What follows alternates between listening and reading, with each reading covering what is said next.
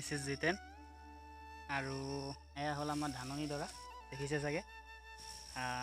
আজি মই আহিছোঁ ৰাণী চাপৰি মজলিলৈ আৰু আমাৰ অসমীয়া কৃষিজীৱীসকলৰ যি এক পৰম্পৰা লখিমী আদৰা গাঁৱলীয়া ভাষাত আগলোৱা বুলি কোৱা হয়। এই পৰম্পৰা পালন কৰিবলৈয়ে দেউতাৰ পামলৈ আজি মই মজুলিত উপস্থিত। আমাৰ কৃষিজীৱী অসমীয়াসকলৰ এক পৰম্পৰা লখিমী চপোৱাৰ আগতে কাতি আঘোণ মাহত এটা ভাল দিন চাই পোনপ্ৰথমে লখিমী আইক আদৰা হয় আৰু সেই পৰম্পৰাটোকে লখিমী আদৰণি বা আগলোৱা বুলি কোৱা হয়। আৰু সেই পৰম্পৰা ৰক্ষা কৰিবলৈ মই আজি ইয়াত উপস্থিত। দেখিছে আমাৰ এই ধাননি ডৰা এই বছৰৰ মজলি চাপৰি আৰু ইয়াতে মই আজি উপস্থিত আগ ল'ব। এয়া আমাৰ ব্ৰকলিৰ পুলি আৰু সৌৱা মোৰ দেউতা।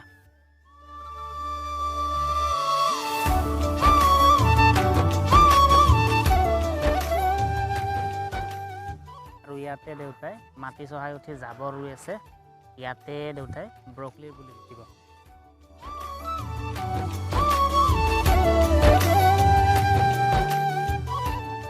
এয়া দেউতাই পুলি পুতিবৰ কাৰণে বাতি টানি আছে।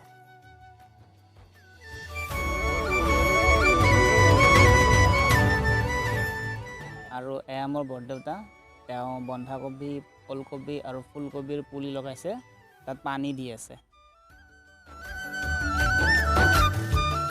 এয়া আমাৰ গৰুকেইটা আৰু এতিয়া দেউতাই গাই খীৰাব। তাৰপাছত মই আগ ল'বলৈ যাম আৰু আমাৰ প্ৰথা অনুযায়ী আগ লোৱাৰ আগত গা ধুব লাগিব। গতিকে এতিয়া মই গাটো ধুই আহোঁ।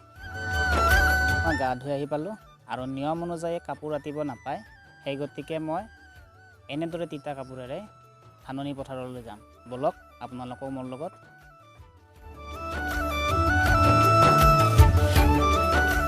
পথাৰ আহি পালোঁ। এতিয়া পূব মুৱাকৈ আঁঠুকাৰি বহি প্ৰথমতে সেৱা জনাম লখিমী আইক। তাৰপাছত বাওঁ হাতেৰে কাঁচি ধৰি ধানৰ 7টা সীহ কাটি লৈ থুৰি পাতত মেৰিয়াই কাঁচিৰে সৈতে মূৰত লৈ ঘৰলৈ ৰাওনা হ'ম। উভতি আহোঁতে যোৱা বাটেৰে আহিব নাপায় আৰু মুখেৰে মাত বোল কৰিব নাপায়। গতিকে কোনেও বেয়া নাপাব, কাকো মাত দিব নোৱাৰি।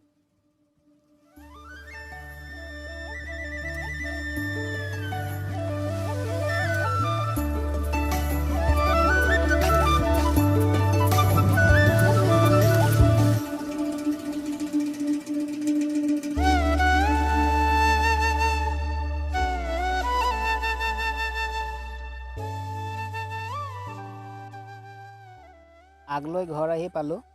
এতিয়া মায়ে বাটতে পিৰাত উঠাই মোক ভৰি ধুৱাইছে দেখিছে। ইয়াৰ পাছত ধানৰ আগটো গাখীৰেৰে ধুৱাব। ধুই আৰতি কৰি পানেৰে বৰি নি ভঁৰালত স্থাপন কৰিব।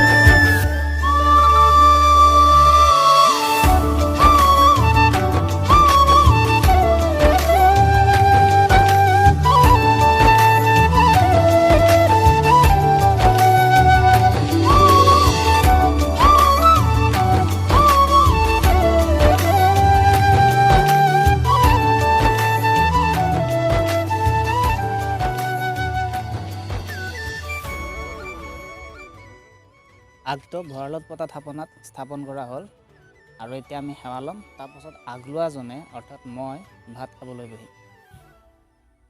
আৰু নিয়ম অনুযায়ী আগলোৱাজনে তিতা কাপোৰৰ সৈতে আগলি কলপাতত বহি আগলি কলপাততে ভাত খাব লাগে। কিছু পৰিমাণৰ ভাত গাখীৰ আৰু কলেৰে আৰু কিছু পৰিমাণৰ ভাত দাইলেৰে খাব লাগে। ভাত খোৱা শেষ হোৱাৰ পাছতহে আগলোৱাজনে কাপোৰ কানি সলাব পাৰে আৰু মুখেৰে মাতবোল কৰিব পাৰে।